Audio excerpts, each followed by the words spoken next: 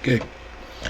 Welcome back to Nick Lenz's Comic Corner, Classic, Lesson, Non-Classic. This is episode number 3330 and Doubleshot number 3224. We have two books of Image Comics here. First up is Sam and Twitch Case Files Volume 1. Yeah, this is a fairly recent book for Sam and Twitch. Yeah, Sam and Twitch has had a few different series for themselves. You're like, really? Yeah, this I believe is like the fourth one they've had, third or fourth. So, by the way, these are one of these volumes for one of these series for Sam and Twitch was actually written by Brian Michael Bendis before he started working for Marvel Comics. And you're like, what? Seriously? Yeah, seriously. He wrote this comic book. This, of course, is written by Todd McFarlane and John Geff.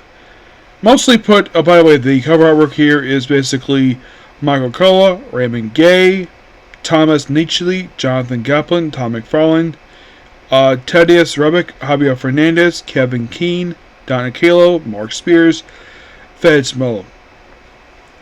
A lot of the book is mostly put just...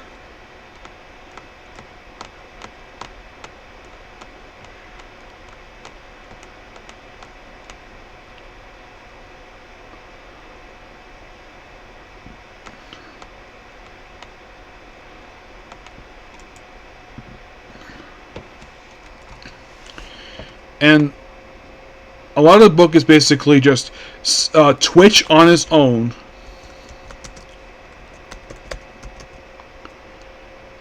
Now, those of you curious though, like, why would Todd do a spinoff for these two characters? Probably because basically these two are very popular with readers of Spawn. So these two get their own spin-off book. Oh, yes, definitely. The first will be called Sam and Twitch. Then it's Case File, Sam and Twitch the writer, and Sam and Twitch Case File. So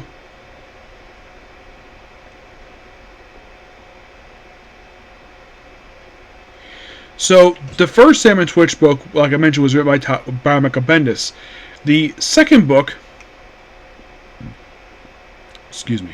I don't know exactly who wrote this one. So this is the newest one they have right now.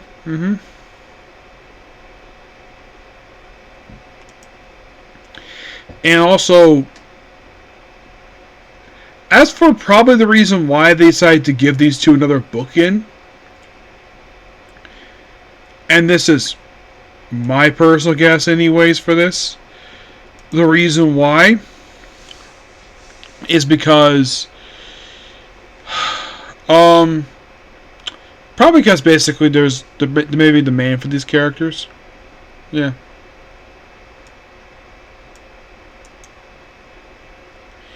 Yeah. So the first series was published from 1999 to 2004, but it was basically published irregularly. Then it was the writer. Now this book. This only is like the fourth book for basically a...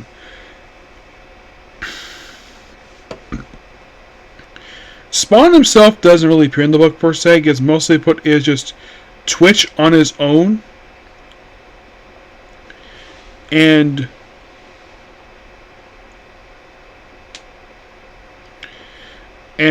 some of the book basically just involves just Twitch just investigating these weird bodies by himself.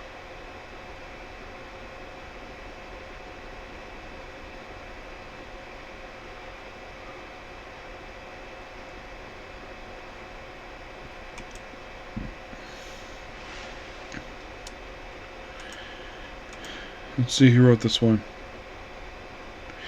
Also, for some weird reason, the way that they have the dialogue here, it's not like dialogue balloons. It's like it's done in like real time, where the dialogue is published like this. I thought this was kind of weird.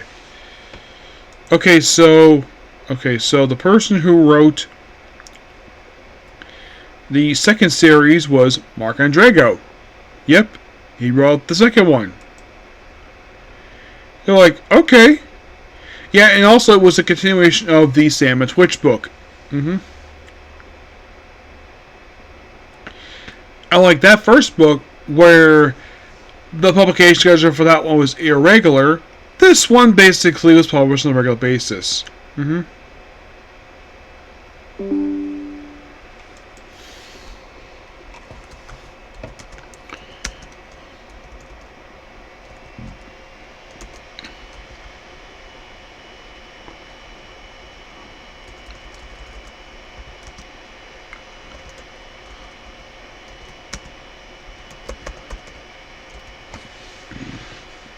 Excuse me, who wrote the second one? Which was a mini-series. Let's see if I can find it here.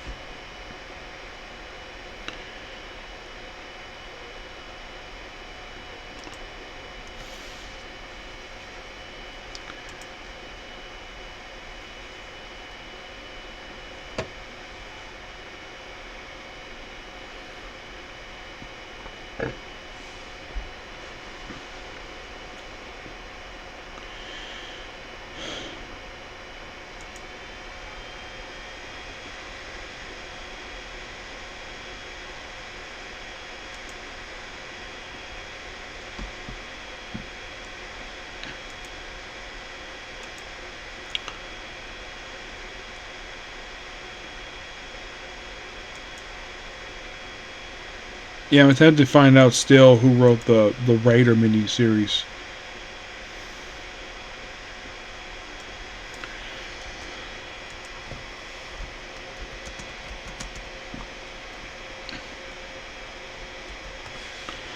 So, let's see, who wrote this one?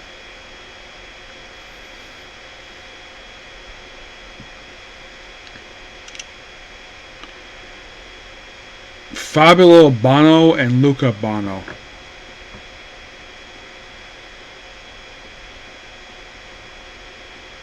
Yeah.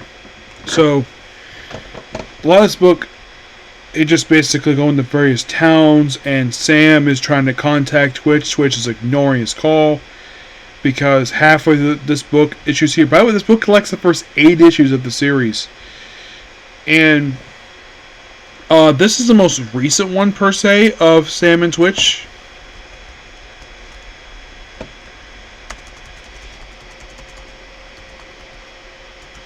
Yeah. It only started just fairly recently.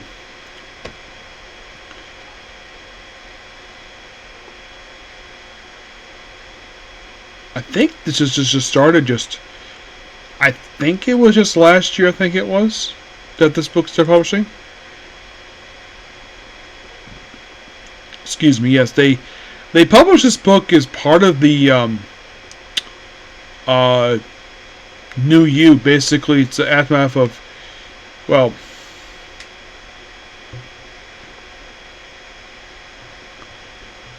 and the thing is, apparently Todd has time to write this book, and also apparently has time to write King Spawn and all this other stuff here. Excuse me, yeah. It's actually a pretty good book. I'm going to give it roughly a 9 out of 10. Next up we have is... No, not that one. This one. Savage Dragon. City Under Siege.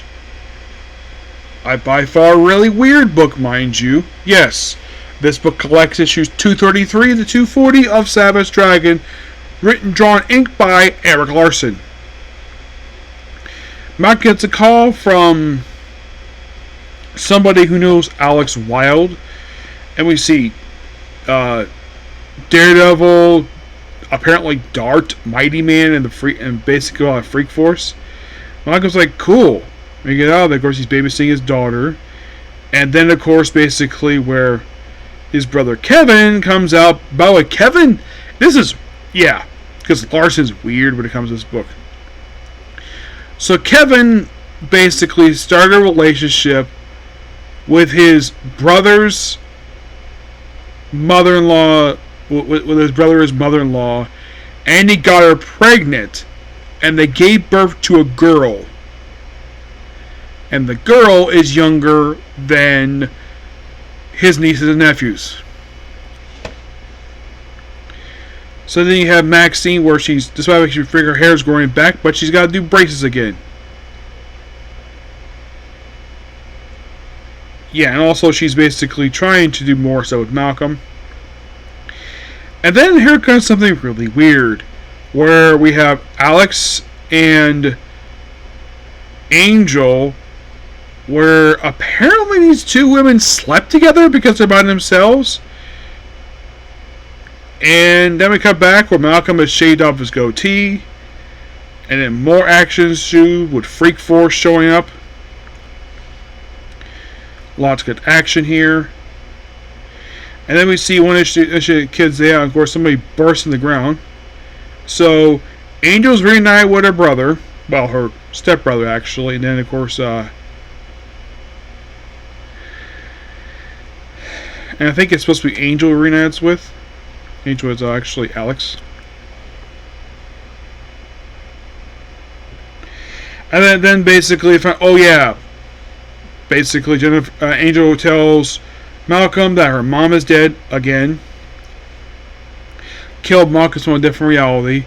Oh yeah, a version who just did not desire to wear any clothing except for a freaking cape. Yes, and stuff gets more weird.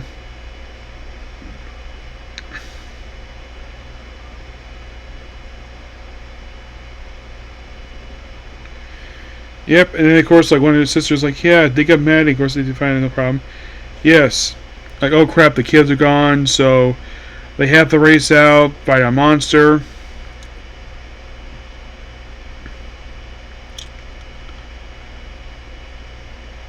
Yeah, lots of action ensues, and then they say somebody and the kids all go back to sleep. Yeah, Malcolm at this point has got 4 kids. 2 from his wife, 1 from his adopted sister, and another from an ex-girlfriend. Yeah, 4 kids. And then they meet their Aunt Julia, who is a baby. Yes. I bet the kids are not exactly all that curious of why in the world they have a new aunt after they're born. And then we cut to a weird scene that I think readers at this point, when they saw this scene, they're like, I thought Eric Larson stopped doing this. Yes, basically, they frequently have Malcolm have sex with his wife. But now, after a few pages, you wonder what the heck is going on. Why are Angel and Malcolm just staring at each other? Well, that's because basically they decided to have a 3-way again. Yep, for some weird reason, Larson thought this was a good idea to have them a 3-way again. Yep. And then, of course, Max, I kind of get the braces removed, but nope. Let's just continue to have sex with Malcolm.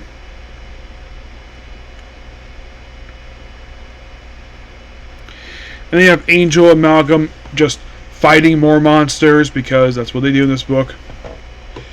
And then, of course, they come out where Malcolm's lost his shirt, but apparently Angel lost her shirt, so he gave part of his shirt to her to cover up. Excuse me. And then once again, they have a threesome. Again, this is probably, with these 3, this is the 3rd time. Twice in the span of the same set of issues. And yep, in the shower, and they have to have another 3-way. And then he gets a phone call that, oh crap, more people, basically some guy flying in town, so Maxie and Malcolm get dressed, be it more monsters. Also, for some weird reason, that we have Angel dressed like a schoolgirl. Just cause she put on a white shirt and shorts, and not shorts, a skirt. And then, like, oh, because someone gets injured because Angel gets injured, and Malcolm loses his legs. Don't worry, his legs go back, no problem. And then Angel gets a blood transfusion. Malcolm becomes basically freaked out. But don't worry, she can turn back normal, no problem. But, yep, but she has to spend time regrowing her hair. Yep. So then, of course, Maxine goes to a party, which is also some really stupid stuff here.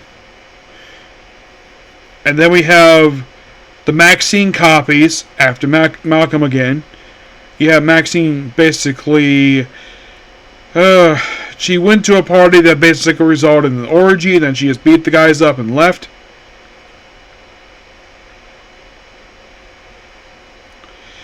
Yep, so she's mad at Malcolm. Because basically, yeah. And then, of course, basically, well... Then, for some reason, Maxine turns to therapy. Excuse me. And then, like, oh, it's alive, it's alive. And then you just have well, them playing sex for some reason. And then, like, I'm comfy, I'm not going to drag you, so nervous. What? Yeah, we have a guy who looks exactly like a dragon. Well, basically a dragon species. Punching Malcolm. By the way, Malcolm is basically here in basically his blood everywhere. And he's butt naked. His wife's covered in blood, but she's perfectly fine. And by the way, the kids do not question why their parents are butt naked. Nope. They just show up like, oh, there's blood everywhere. And they probably say something's going on, like, okay. But Malcolm, of course, just wants to get his kids out of his room. His wife goes to shower. And I'm sure probably they had to burn the sheets because basically all that blood. Yeah. And then, of course, they have the whole follow-up of the party. And then...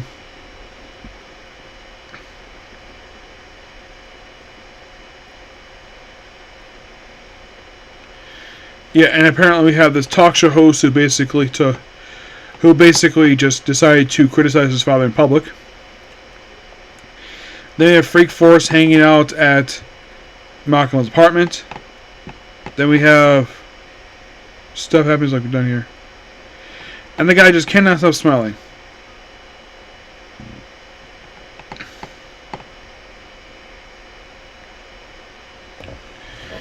Yep, it's like, Malcolm Dragon, is there anything you want to say? But the man who passed away is the microphone. You want to talk? Fine, let's talk.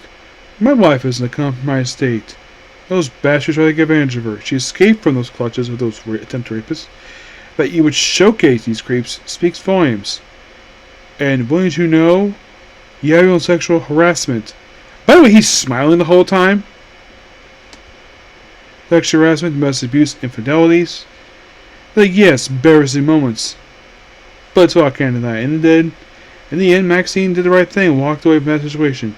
And she loves her, marriage is solid, you're a sexual predator, white beater, and tempted rapist. He's a rapist. And call him a lying piece of crap. As my wife would say, F you. And this talk show host cannot stop smiling. Then, of course, they have to save them, of course. Like nobody, of course, Malcolm busts through. And somehow Dara's turned a new leaf. Which is weird, given the fact that previously she was trying to kill them. Yeah, she's not a good guy now, for some reason. Yep. And then, of course, basically, Malcolm's daughter, Amy, just happens to come by and sees, oh, something's happened to her mom. And, well, and then once again, he gives her blood transfusion to revive her, because basically, he didn't want his kids to live without their mom. Pretty sensible. Yeah. We have a lot of stuff happening now, and big brawl, and then Malcolm, of course, has another night with his wife. And that's it. Yep, that's it. And oh boy, it gets weirder because Eric Larson has to basically drive up the sex factor of this book. Not even Tom McFarlane does this stuff with the whole. I get the fact they're a married couple. I'm sure some married couples basically love doing this. But do we need to have this happen every issue? Because early on, he didn't do this at all. Like, he would have the original characters, Savage Dragon, occasionally have sex with women, but not as frequently as this. It seems like once Malcolm took control of the book, it seems like every issue he has to have sex. Every single issue. I wouldn't be surprised if I heard that this book basically dropped in sales because of all the constant sex. And the book gets a very weird moment afterward. You thought basically what happened to Hunter was weird? Oh boy. What happens long after this gets more weirder. And I'm like, why the heck did Eric Larson even write this stuff? Even though it's still reviewed because I like the character Savage Dragon. I like the book. But it's like, do I have a problem with sex in a comic book? No. I have no issue with that. My issue is the frequency of it. That's my problem with this book. This is the only comic I read that basically has this much sex in a comic book. That does it this much. Like, sometimes 2 or 3 times an issue. I'm like, cool it down for a couple issues. I don't mind the action stuff or the story stuff. Heck, there's a weird scene here which does not get followed up at all. Of attempting to turn Angel into a lesbian. Which, that probably went nowhere. And, like I keep saying, stuff is getting more weirder with more weird stuff happening. But we'll find that out later with this book. As of right now, I have about 34 issues left to review for this book.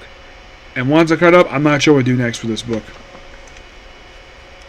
Okay, so that is pretty much it for the video. Please be sure to like, comment, subscribe, turn notifications. Next up we have is more video of Alice Book Corner, and then it's on in the comic corner, and it's on to One Piece. Okay, next video. Bye.